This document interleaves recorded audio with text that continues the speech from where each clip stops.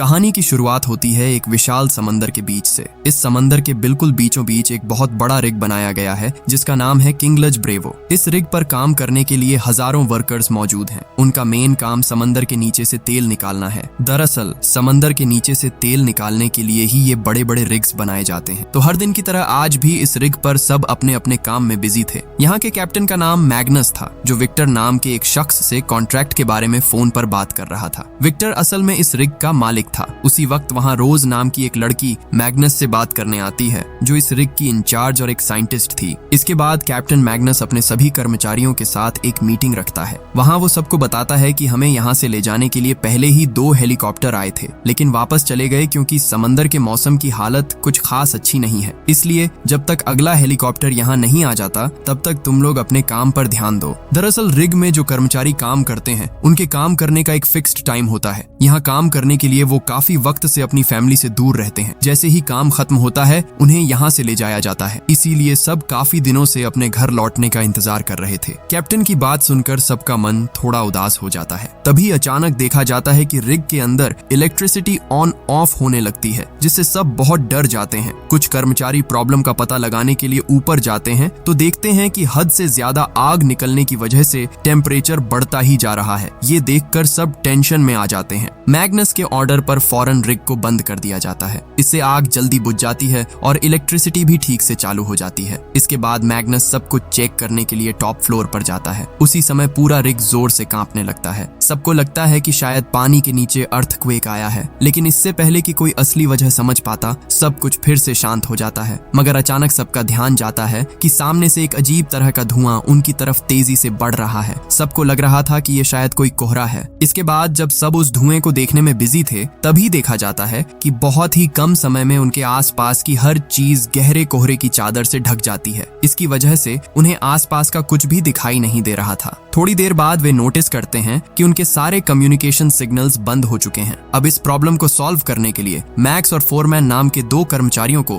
Communication tower के ऊपर भेजा जाता है। लेकिन मैक्स इतनी ऊंचाई पर नहीं चढ़ना चाहता था। तब मैग्नस उसे लालच देता है कि अगर तुम वहां जाओगे तो हेलीकॉप्टर आने पर सबसे पहले तुम्हें ही यहाँ से भेजा जाएगा। ये सुनकर मैक्स ऊपर जाने के लिए मान जाता है क्योंकि वह जल्द से जल्द अपने घर वापस जाना चाहता था। ऊपर जाकर दोनों अपना काम खत्म करते हैं और नीचे उतरने लगते हैं। फोरमैन तो पहले नीचे उतर जाता है लेकिन बड़े ही अजीब तरीके से किसी अनजान वजह से मैक्स सीधे 6 फुट ऊंचे टावर से नीचे गिर जाता है। सबको लगा कि शायद वह मर चुका है क्योंकि इतनी ऊंचाई से गिरकर किसी का बचना नामुमकिन था। लेकिन मेडिकल टीम बताती है कि वह अभी भी जिंदा है। हालांकि उसकी बॉडी में काफी गंभीर चोटें आई हैं। उसे बचाने के लिए जितनी जल्दी हो सके हॉस्पिटल ले जाना होगा वरना उसे बचाना मुमकिन नहीं होगा। तभी वहाँ हॉकिंस नाम का एक शख्स मेडिकल ऑफिसर किट से कहता है कि अभी यहाँ हेलीकॉप्टर बुलाना किसी भी हाल में पॉसिबल नहीं है। मैं कुछ नहीं सुनना चाहता। तुम जैसे भी हो उसका यहीं इलाज करो और उसे ठीक करो। तब किट थोड़ा गुस्सा होकर कहती है कि मैं एक डॉक्टर हूँ और मैंने तुम्हें सच बता दिया है। अगर तुम वाकई मैक्स को बचाना चाहते हो तो फौरन हेलीकॉप्टर का अरेंजमेंट करो। ये सुनकर हॉकिंस बहुत भड़क जाता है और गुस्से में आसपास की चीजें फेंक कर वहाँ से निकल जाता है क्योंकि चाह कर भी वह हेलीकॉप्टर नहीं बुला सकता था। समंदर का मौसम बहुत खराब था। दरअसल हॉकिंस मैक्स से बहुत प्यार करता था, इसलिए उसकी ऐसी हालत देखकर वह खुद को संभाल नहीं पा रहा था।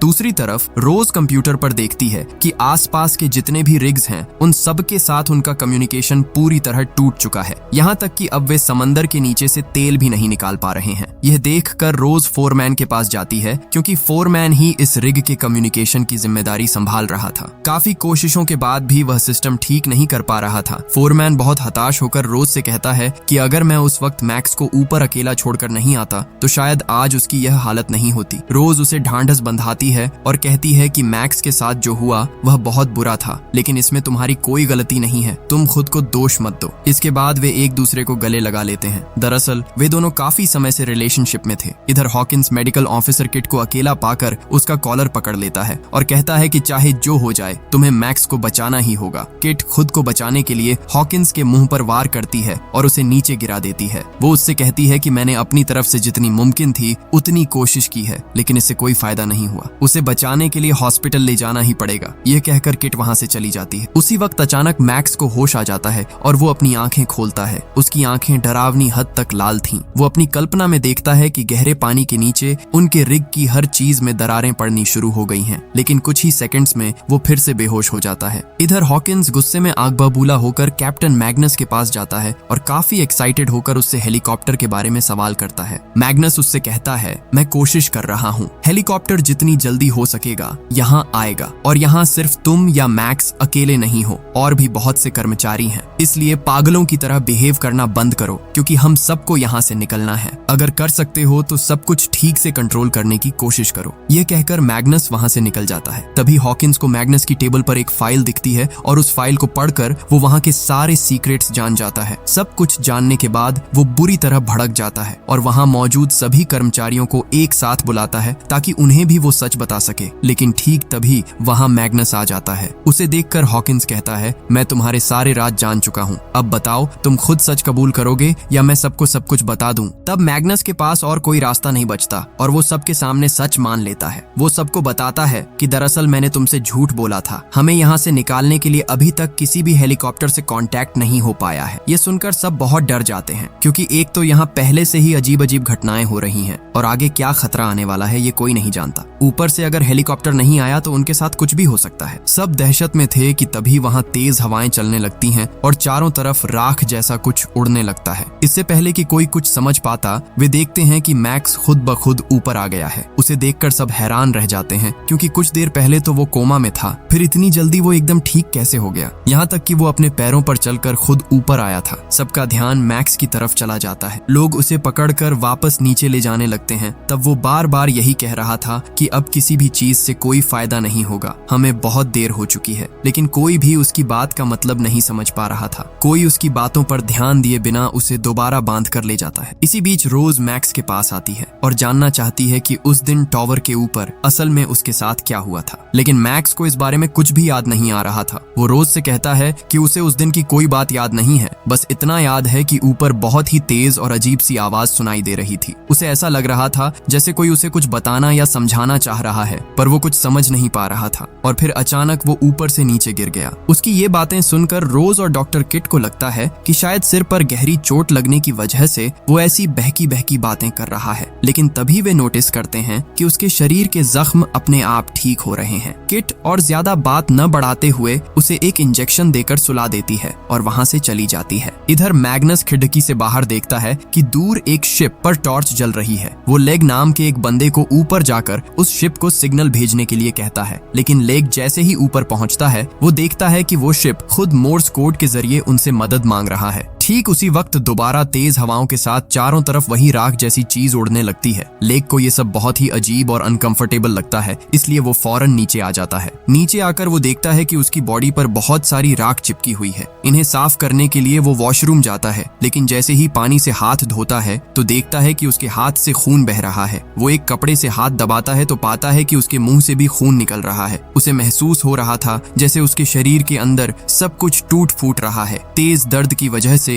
वो जमीन पर गिर पड़ता है। उसी समय एक लड़की उसके लिए खाना लेकर आती है और वॉशरूम के सामने खून फैला देख सबको खबर करती है। सब लोग मिलकर लेग को वॉशरूम से बाहर निकालते हैं। उसका पूरा शरीर खून से लथपथ था। डॉक्टर किट चेकअप के बाद बताती है कि वो मर चुका है। किसी को समझ नहीं आ रहा था कि आखिर उसे हुआ क्या था, इतनी भयानक ब्लीडिंग क्यों हुई और वो ऐसे कैसे मर गया। रोज और किट उसकी बॉडी के अंगों को देखकर अंदाजा लगाते हैं कि वहाँ कुछ राख जैसी चीज लगी थी, पर उसका मौत से क्या कनेक्शन है ये किसी को समझ नहीं आ रहा था। दूसरी तरफ मैक्स फिर से जाग जाता है और देखता है कि उसकी बॉडी के सारे घाव खुद ब खुद पूरी तरह भर चुके हैं और वो एकदम फिट है। वो बेड से उठकर आईने में अपना चेहरा देखता है। तभी उसे फिर से वही हेलुसिनेशन होता है कि समंदर के नीचे सुनामी आने से उनका रिग पूरी तरह तबाह हो रहा है। ये देखकर वो एक पल भी देर नहीं करता और अपना वर्किंग ड्रेस पहनकर बिना किसी को बताए मेडिकल रूम से निकल जाता है। थोड़ी देर बाद जब डॉक्टर किट चेकअप के लिए आती है तो मैक्स वहाँ नहीं था। वो तुरंत मैग्नस को इन्फॉर्म करती है, पर मैग्नस गुस्से में सारे सीसीटीवी कैमरे चेक करने के बाद भी मैक्स को कहीं ढूंढ नहीं पाता।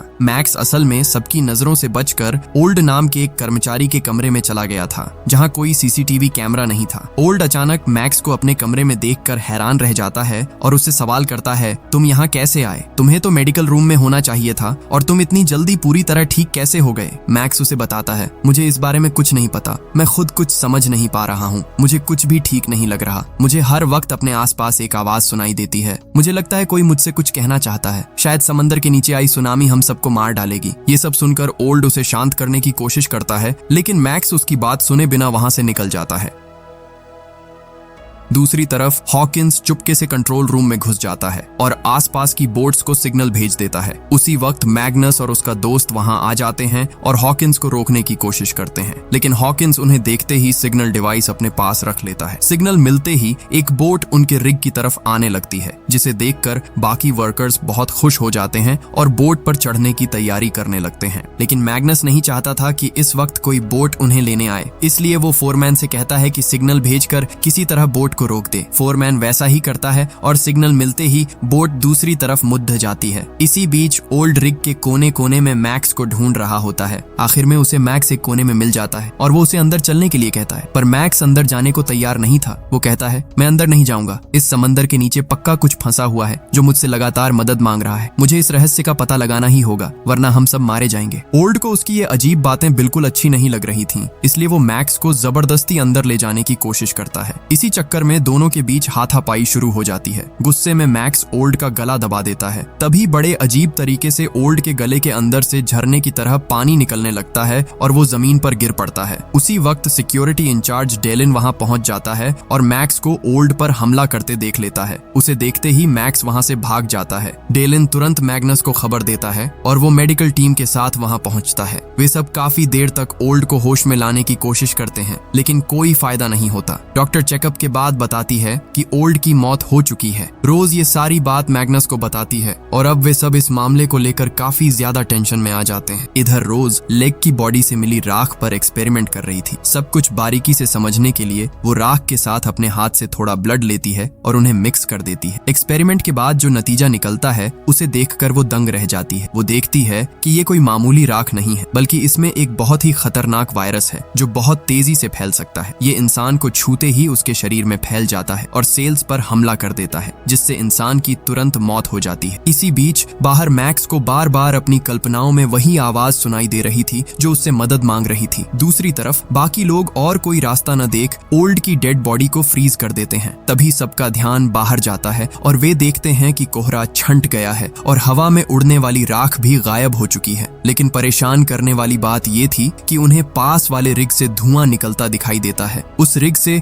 उनका कोई कांटेक्ट नहीं था, इसलिए उन्हें समझ नहीं आ रहा था कि वहां क्या चल रहा है। तभी फोरमैन कंट्रोल रूम में जाता है, जहां मैक्स एक फाइल हाथ में लिए खड़ा था। इस फाइल में रोज द्वारा तैयार की गई मैक्स की मेडिकल रिपोर्ट थी। इसे पढ़कर मैक्स को काफी हद तक अंदाजा हो गया था कि उसके साथ क्या हुआ है। फोरमैन को देखते ही वो कहने लगता है, मुझे जल्द से जल्द समंदर के नीचे फंसी उन जानों को बचाना होगा, वरना वे सब कुछ खत्म कर देंगे, वे हमें जीने नहीं देंगे। उसी वक्त वहां रोज आ जाती है। रोज को देखते ही मैक्स अपना ब्लड सैंपल लेकर वहां से भाग जाता है। इससे सब टेंशन में आ जाते हैं, क्योंकि उस सैंपल के बिना राख और बैक्टीरिया का रहस्य सुलझाना मुश्किल था। साथ ही उन्हें फोरमैन की भी चिंता होने लगती है, क्योंकि वो काफी देर तक मैक्स के साथ था। उन्हें डर था कि कहीं वायरस उसमें न फैल गया हो, इसलिए उसका पूरा मेडिकल चेकअप किया जाता है। खुशकिस्मती से उसकी रिपोर्ट नेगेटिव आती है। थोड़ी देर बाद मैग्नस फिर से मीटिंग बुलाता है और सबको बताता है, मौसम अब ठीक हो चुका है, कोहरा और राख भी खत्म हो गई है। अब तुम सबका काम इस पूरे रिग को साफ करना है। ध्यान रहे कहीं भी राख का एक तिनका भी न बचे। तुम सबको पूरी तरह प्रोटेक्टिव ड्रेस पहनकर ही सफाई करनी है। इसके बाद वो सबको भरोसा देता है कि अब सच में उसका हेलीकॉप्टर से संपर्क हो गया है। लेकिन रेस्क्यू से पहले मैक्स को ढूंढना जरूरी था। वो सबको 2 ग्रुप्स में बांट देता है। एक ग्रुप रिग की सफाई करेगा और दूसरा मैक्स को ढूंढेगा। वो सख्त ऑर्डर देता है कि मैक्स मिलते ही उसे सीधा उसके पास लाया जाए। इधर मैक्स को देखा जाता है, जो रिग के बिल्कुल कोने में आकर अपना ब्लड सैंपल समंदर के पानी में फेंक देता है। बाकी सभी लोग मैग्नस के कहे अनुसार प्रॉपर प्रॉपर ड्रेस कोड पहनकर दो ग्रुप्स में बंट जाते हैं। एक ग्रुप रिग की सफाई शुरू कर देता है, जबकि दूसरा ग्रुप मैक्स की तलाश में जुट जाता है। इन्हीं में से काहिरा नाम का एक वर्कर मैक्स को ढूंढते हुए एक कंटेनर के पास पहुंचता है। वहां उसके साथ असल में क्या हुआ यह कोई नहीं देख पाता, लेकिन जब हॉकिंस और एक दूसरा वर्कर वहां पहुंचते हैं तो वे देखते हैं कि काहिरा नीचे गिरा हुआ है। वे उसे उठाकर पूछते हैं कि क्या हुआ था। काहिरा बताता है कि उस पर मैक्स ने हमला किया था और जब उसने मैक्स को पकड़ने की कोशिश की तो मैक्स उसे मारकर वहां से भाग गया। ये बातें बताते बताते अचानक काहिरा के मुंह से खून निकलने लगता है। सब नोटिस करते हैं कि खून के साथ साथ उसका एक दांत भी टूटकर गिर गया है, यानी वो सारे लक्षण जो मैक्स में थे अब काहिरा में भी दिखाई दे रहे थे। ये देखकर हॉकिंस और दूसरा वर्कर समझ जाते हैं कि काहिरा मैक्स के जरिए वायरस से इन्फेक्टेड हो चुका है। काहिरा खुद भी यह बात समझ जाता है, इसलिए जब हॉकिंस उसे पकड़ने की कोशिश करता है तो वह वहां से भाग निकलता है। इसी बीच हैदर नाम की एक महिला वर्कर भी बाकी सब की तरह मैक्स को ढूंढ रही थी। ढूंढते ढूंढते वह रिग के एक कोने में मशीनों की तरफ पहुंचती है, जहां उसे मैक्स मिल जाता है, लेकिन हैदर उसके पास जाने से बहुत डर रही थी। वह बहुत ही शांत और डरी हुई आवाज में मैक्स से कहती है, कुछ ही देर में हमें ले जाने के लिए हेलीकॉप्टर आ जाएगा, क्या तुम हमारे साथ नहीं चलोगे? तुम तो सबसे पहले घर जाना चाहते थे, फिर अब तुम्हें क्या हो गया है? उसकी बातें सुनकर मैक्स कहता है, मैं अब घर नहीं जाना चाहता, सबसे पहले मुझे उन्हें बचाना होगा जो समंदर के नीचे फंसे हुए हैं। हैदर हैरान होकर पूछती है, तुम आखिर किसकी बात कर रहे हो मैक्स? मैक्स जवाब देता है, मुझे खुद सही से नहीं पता, लेकिन इस समंदर के नीचे कोई फंसा है जो बार बार मुझसे मदद मांग रहा है और किसी बड़े हादसे के होने से पहले मुझे वार्न कर रहा है। तभी वहाँ काहिरा आ जाता है। वह धीरे धीरे हैदर की तरफ बढ़ता है और उससे कहता है, सब कुछ तो सुन ही लिया है, अब तुम भी हमारी टीम में आ जाओ और हमारी मदद करो। इसके बाद हैदर के साथ क्या होता है ये कोई नहीं जानता, लेकिन कुछ ही देर बाद कुछ वर्कर्स को हैदर बहुत ही कमजोर हालत में मिलती है। उसकी कंडीशन बिल्कुल अच्छी नहीं थी, इसलिए सब मिलकर उसे पकड़कर बाहर ले आते हैं। मगर तभी उनके सामने एक और बड़ी मुसीबत खड़ी हो जाती है। वे देखते हैं कि रिग के जिस पाइप से आग निकलती थी वह बुझ चुकी है। अगर यह पाइप किसी वजह से स्टार्ट नहीं हुआ तो उनका तेल निकालने का काम पूरी तरह रुक जाएगा और उनका कॉन्ट्रैक्ट भी अधूरा रह जाएगा। ऐसे में फोरमैन वहां जाकर आग शुरू करने का फैसला लेता है। दरअसल उसे पहले से ही जोखिम भरे कामों में काफी दिलचस्पी थी, इसीलिए वह पाइप के सबसे ऊंचे टॉवर पर चढ़ जाता है और पाइप में आग जलाने की कोशिश करने लगता है। लेकिन अचानक उस पाइप में बहुत तेज ब्लास्ट के साथ आग भड़क उठती है और आग की लपटें दूर तक छिटक जाती हैं। इसकी चपेट में आने से फोरमैन की बॉडी में भी आग लग जाती है। तभी फौरन रेस्क्यू टीम वहां पहुंचती है और आग बुझाकर उसे मेडिकल रूम ले जाती है। इधर फोरमैन की ऐसी हालत देखकर रोज को बहुत दुख हो रहा था, इसलिए वो मेडिकल रूम में उसके पास ही रुक जाती है।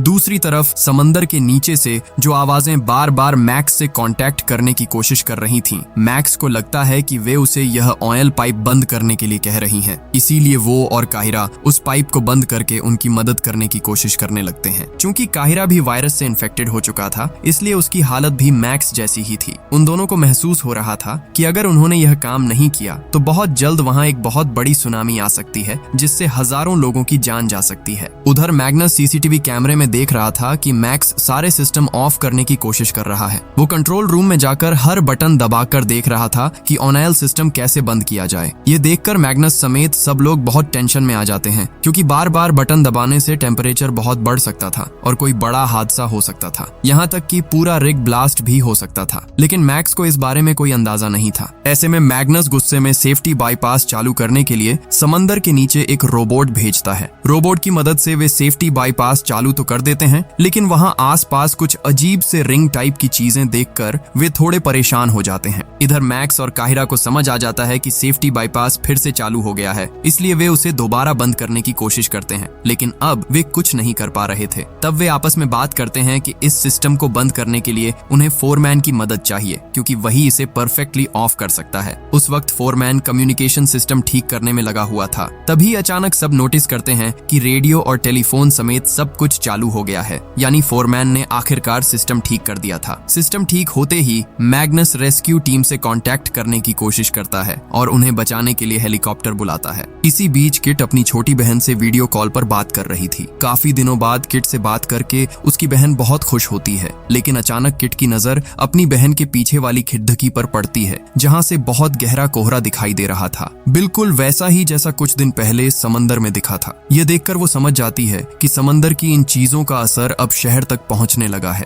वो अपनी बहन को वार्न करती है कि किसी भी हाल में घर से बाहर मत निकलना, लेकिन तभी अचानक उसकी बहन का सिग्नल कट जाता है। सिग्नल जाने की वजह से मैग्नस जो मैसेज रेस्क्यू टीम को भेज रहा था वो भी उन तक नहीं पहुंच पाते। किसी को समझ नहीं आ रहा था कि आखिर उनके साथ ये क्या हो रहा है। इधर फोरमैन नोटिस करता है कि उसके शरीर के जख्म खुद ब खुद ठीक हो रहे हैं, बिल्कुल वैसे ही जैसे मैक्स के साथ हुआ था, यानी वो भी अब उस वायरस से इन्फेक्टेड होने लगा था। तभी उसे वहां लगे एक आईने में दिखता है कि उसके पीछे मैक्स खड़ा है और उससे मदद मांग रहा है। उसे देख फोरमैन पीछे मुड़ता है, लेकिन वो तब हैरान रह जाता है जब उसे दिखता है कि पीछे मैक्स नहीं बल्कि रोज खड़ी है। रोज को देखकर फोरमैन कहने लगता है, मुझे नहीं पता मेरे साथ क्या हो रहा है, मुझे ऐसा लग रहा है जैसे कोई मुझसे कांटेक्ट करना चाह रहा है और मैं बहुत अजीब अजीब चीजें देख रहा हूँ। शायद मैं भी मैक्स की तरह इन्फेक्टेड हो गया हूँ। यह सुनकर रोज उसे गले लगा लेती है और हिम्मत देते हुए कहती है, तुम्हें कुछ नहीं हुआ है, तुम बिल्कुल ठीक हो। शायद गहरी चोट की वजह से तुम्हें ऐसा लग रहा है। जब रोज ये बातें कह रही थी तब फोरमैन अपनी कल्पना में देखता है कि रोज उसके सामने बुरी तरह रो रही है, लेकिन वो इस बारे में रोज को कुछ नहीं बताता। इसके बाद रोज वहां से चली जाती है तो वो पीछे मुड़कर देखता है कि सच में वहां मैक्स खड़ा है। दरअसल दोनों इन्फेक्टेड होने की वजह से अलग अलग जगह होने के बावजूद एक दूसरे से कम्युनिकेट कर पा रहे थे। इधर मैग्नस दोबारा एक मीटिंग बुलाता है और वर्कर्स से कहता है, मैंने रेस्क्यू टीम से कांटेक्ट करने की बहुत कोशिश की, लेकिन सिग्नल बहुत जल्दी चले जाने की वजह से मेरा मैसेज शायद उन तक नहीं पहुंचा। फिर भी हम अपनी तरफ से पूरी कोशिश कर रहे हैं। इसी बीच देखा जाता है कि हॉकिंस फिर से किसी बात पर भड़क जाता है और डॉक्टर किट पर हमला कर देता है। तभी वहां हैदर आती है और हॉकिंस से कहती है, तुम उसे मत मारो, वो प्रेग्नेंट है। ये सुनकर सब चौंक जाते हैं क्योंकि किसी को भी किट की प्रेगनेंसी के बारे में नहीं पता था। मैग्नस तब गुस्से में हैदर से कहता है, तुम बीमार हालत में यहाँ ऊपर क्यों आई? तुम्हारा ऐसा करना बिल्कुल ठीक नहीं था। यह कहते हुए वो खुद भी नर्वस हो जाता है क्योंकि रिग का कैप्टन होने के नाते सबकी जिम्मेदारी उसी पर थी। जब सबका ध्यान उस तरफ था तो इस मौके का फायदा उठाकर फोरमैन मैक्स के पास जाने लगता है। रोज और किट उसे देख लेती हैं और रोज उसे रोकने की कोशिश करती है, लेकिन फोरमैन कहता है, तुम मुझे जाने दो, अगर मैं वहां नहीं गया तो सब कुछ बहुत जल्द तबाह हो जाएगा। ये कहकर वो वहां से निकल जाता है। इसके बाद किट चुपके से फोरमैन का पीछा करते हुए रिग के बिल्कुल नीचे अंडरग्राउंड के पास पहुंच जाती है, जहां मैक्स और काहिरा ऑनियल पाइप बंद करने की कोशिश कर रहे थे। लेकिन किट वहां अंदर नहीं जा पाती क्योंकि वो देखती है कि गेट के पास ही राख वाले वायरस और बैक्टीरिया तैर रहे हैं। हालांकि वे किट पर हमला नहीं कर रहे थे। थोड़ी देर बाद रोज भी वहां पहुंच जाती है और किट को वहां से वापस ले आती है। इधर ऊपर सभी लोग देखते हैं कि उनकी तरफ एक बोट आ रही है। पहले तो उन्हें लगता है कि शायद ये उन्हें बचाने के लिए आई है, इसलिए वे बहुत खुश हो जाते हैं और बोट पर चढ़ने की तैयारी करने लगते हैं। लेकिन बाद में उन्हें पता चलता है कि दूसरे रिग के कुछ वर्कर्स पनाह लेने के लिए उस बोट से यहाँ आए हैं क्योंकि उनका अपना रिग पूरी तरह तबाह हो चुका है। वहाँ उस रिग के मेन रिसर्चर डेविड भी मौजूद थे। डेविड मैग्नस को अपना इंट्रोडक्शन देता है और उनके कंट्रोल रूम को चेक करने की परमिशन मांगता है ताकि वो उनकी मदद कर सके। इसके बाद वो कंट्रोल रूम जाकर रिग की हर चीज चेक करने लगता है। रोज उससे सवाल करती है कि आखिर उनका रिग कैसे ब्लास्ट हुआ। डेविड बताता है कि अचानक टेम्परेचर बहुत ज्यादा बढ़ जाने की वजह से ब्लास्ट हो गया, जिसमें कई लोग मारे गए और जो बचे हैं उन्हें लेकर मैं यहाँ आया हूँ। फिर डेविड रोज से पूछता है कि उन्होंने तेल निकालना क्यों बंद कर रखा है। रोज बताती है कि हमें शक है कि समंदर के नीचे कोई जीव है जो शायद नहीं चाहता कि हम यहाँ से तेल निकालें, इसीलिए वो बार बार रुकावट पैदा कर रहा है। डेविड कहता है कि समंदर के नीचे जो कुछ भी है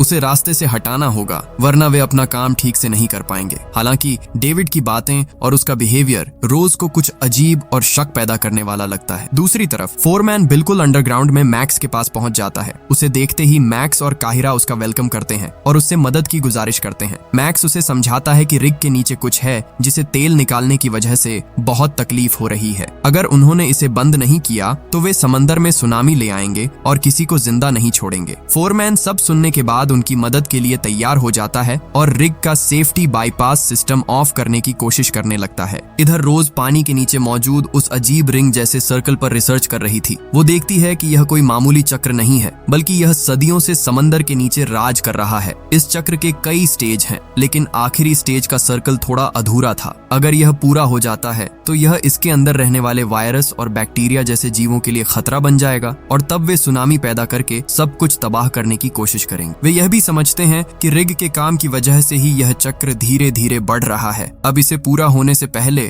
उन्हें कोई न कोई रास्ता निकालना होगा। अगर वे इन जीवों और पूरे चक्र को खत्म करने की कोशिश करेंगे तो भी कोई फायदा नहीं होगा। उल्टा रिग के साथ साथ वे खुद भी तबाह हो जाएंगे, बिल्कुल वैसे ही जैसे डेविड का रिग ब्लास्ट हुआ था। तब डेविड उनसे कहता है कि तुम लोग इतनी चिंता मत करो, ये सिर्फ एक कुदरती वायरस यानी बैक्टीरिया जैसे जीव हैं। इन्हें खत्म करते ही रिग की सारी प्रॉब्लम सॉल्व हो जाएगी। लेकिन रोज और मैग्नस को उसकी यह सलाह बिल्कुल पसंद नहीं आती। तब डेविड 2 एम्प्लॉयज और हॉकिंस को अपनी तरफ करने की कोशिश करता है। वो उन्हें समझाता है कि अगर तुम सच में यहाँ से जिंदा बचना चाहते हो तो अपने कैप्टन की बात मत सुनो और मुझ पर भरोसा करो। मुझे पता है कि इस प्रॉब्लम का हल कैसे निकालना है। इसके बाद जब हॉकिंस उसका असली प्लान जानना चाहता है तो डेविड कहता है कि तुम्हें समंदर के नीचे बेसमेंट में जाना होगा, जहाँ मैक्स और काहिरा सिस्टम बंद करने की कोशिश कर रहे हैं। वहाँ जाकर अगर किसी तरह टेम्परेचर बढ़ा दिया जाए तो भीषण गर्मी से वे अजीब जीव मर जाएंगे और हमें उनसे छुटकारा मिल जाएगा। डेविड के प्लान के मुताबिक हॉकिंस और उसके 2 साथी ऑक्सीजन सिलेंडर लेकर बेसमेंट की तरफ निकल जाते हैं। वहां पहुंचकर वे कार्बन डाइऑक्साइड गैस और टेम्परेचर का स्विच ऑन कर देते हैं। इधर कंट्रोल रूम से डेविड उन्हें पूरा एक्सेस दे रहा था। दूसरी तरफ बेसमेंट में मैक्स और काहिरा को महसूस होता है कि चारों तरफ कार्बन डाइऑक्साइड फैल रही है। काहिरा इसकी वजह ढूंढते हुए हॉकिंस के पास पहुंच जाता है। वे काहिरा को अपने साथ ले जाना चाहते थे,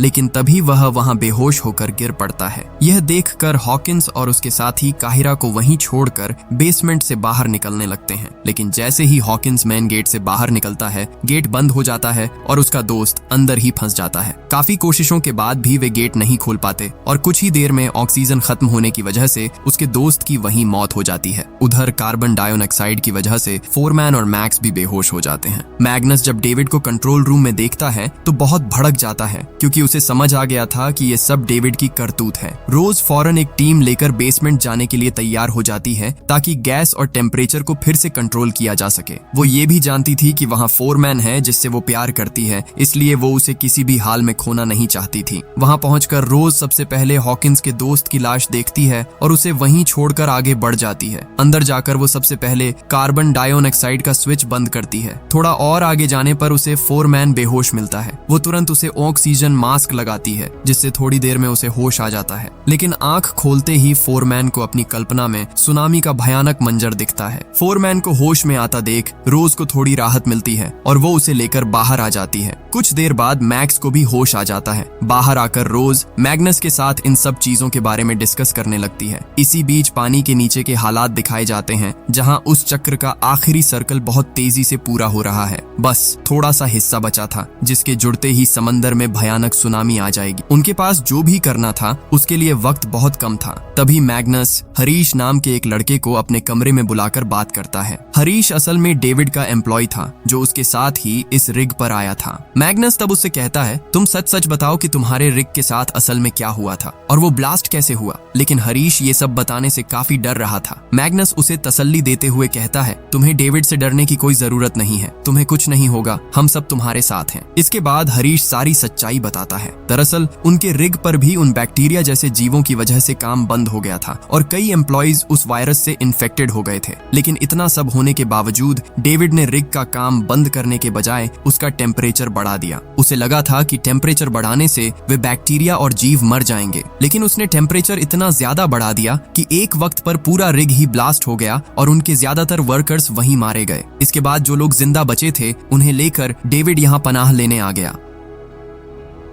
सब कुछ सुनकर मैग्नस को पूरी बात साफ हो जाती है। जब वो डेविड से इस बारे में सवाल करता है तो डेविड कहता है, मैंने जो कुछ भी किया रिग को बचाने के लिए किया, ताकि और कोई इन्फेक्टेड ना हो। लेकिन ठीक उसी वक्त पूरा रिग बहुत तेज झटके के साथ कांपने लगता है। देखा जाता है कि उस चक्र का आखिरी सर्कल लगभग पूरा हो चुका है। इससे सब बुरी तरह डर जाते हैं, पर कुछ ही देर में सब फिर से शांत हो जाता है। रोज तब सबके साथ इस बारे में डिस्कस करती है। वो कहती है, अगर हमें इस सुनामी को रोकना है तो सबसे पहले हमें उन जीवों के साथ कांटेक्ट करना होगा। उन्हें समझाना होगा कि हम उनके दुश्मन नहीं हैं, बल्कि हम उनकी मदद करना चाहते हैं। अगर हम किसी तरह उन्हें यह यकीन दिला पाए तो शायद हम इस भयानक सुनामी को रोक सकेंगे। उसी समय फोरमैन को अपनी कल्पना में फिर से सुनामी का वही खौफनाक मंजर दिखता है। उसे समझ आ जाता है कि उनके पास अब और वक्त नहीं बचा है। सब लोग रोज की सलाह का साथ देते हैं, लेकिन डेविड अभी भी उन जीवों को मार डालने की रट लगाए हुए था। मैग्नस उसकी एक नहीं सुनता और अपनी टीम लेकर बेसमेंट की तरफ निकल जाता है ताकि मैक्स के साथ मिलकर उन जीवों को बचाया जा सके और इस प्रॉब्लम को सॉल्व किया जा सके। इधर डेविड फिर से हरीश को कंट्रोल रूम ले जाता है और उन जीवों को मारने के लिए टेम्परेचर बढ़ा देता है। तब तक मैग्नस अपनी टीम के साथ मैक्स के पास पहुंच जाता है और कहता है, हम तुम्हारी मदद करने आए हैं। लेकिन मैक्स कहता है, तुम्हें बहुत देर हो चुकी है, अब कुछ भी नहीं रोका जा सकता, भयानक सुनामी हम सबको मार डालेगी। ये कहते ही वो वहीं बेहोश हो जाता है। तभी समंदर की एक जबरदस्त लहर रिग से आकर टकराती है और अंदर सब कुछ टूटने फूटने लगता है। इसी बीच किट और हैदर कंट्रोल रूम में घुस जाते हैं। उन्हें देखते ही डेविड चाबी लेकर वहां से भाग निकलता है और ऊपर हेलीपैड की तरफ चला जाता है, क्योंकि उसने पहले ही हेलीकॉप्टर को इन्फॉर्म कर रखा था। लेकिन जैसे ही डेविड हेलीपैड पर पहुंचता है,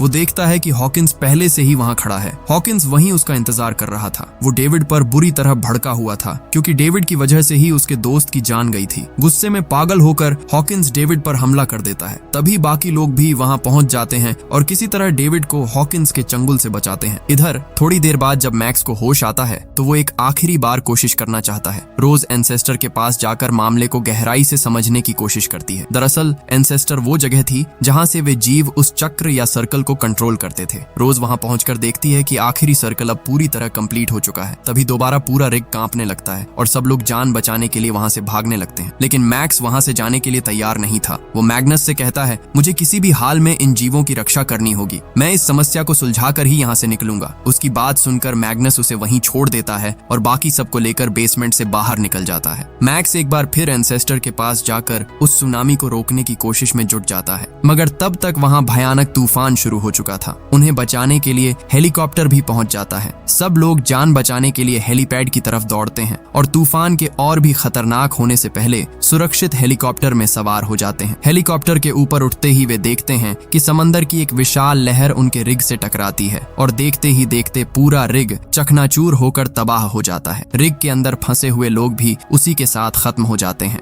ये मंजर देख सबको बहुत दुख होता है। वे सब विक्टर को दोष देने लगते हैं, क्योंकि अगर विक्टर ने उन जीवों को मारने के बजाय रेस्क्यू टीम को पहले ही खबर कर दी होती तो शायद सब बच जाते और वक्त रहते रिग से बाहर निकल आते। वे सब अफसोस कर ही रहे थे कि तभी अचानक सब खामोश हो जाते हैं। कुछ देर गौर करने के बाद उन्हें एहसास होता है कि हेलीकॉप्टर सही दिशा में नहीं जा रहा है, बल्कि उन्हें लेकर कहीं और ही जा रहा है। यानी ये हेलीकॉप्टर उन्हें बचाने के लिए नहीं आया था और न ही किसी रेस्क्यू टीम ने इसे भेजा था। ये शायद कोई दूसरा ही जाल था। किसी को समझ नहीं आ रहा था कि उनके साथ असल में क्या हो रहा है और ये हेलीकॉप्टर उन्हें कहां ले जा रहा है। सब बुरी तरह डरे हुए थे। तभी डेविड सबसे कहता है, अगर तुम लोगों ने मेरी बात मानकर उन जीवों को मारने में मेरी मदद की होती तो आज हमें ये दिन नहीं देखना पड़ता। शायद हम सब सुरक्षित अपने घर पहुंच चुके होते। उसकी बात सुनकर कोई कुछ नहीं कहता और सब चुपचाप एक अनजान मंजिल की तरफ बढ़ते रहते हैं और यहीं पर यह कहानी खत्म हो जाती है।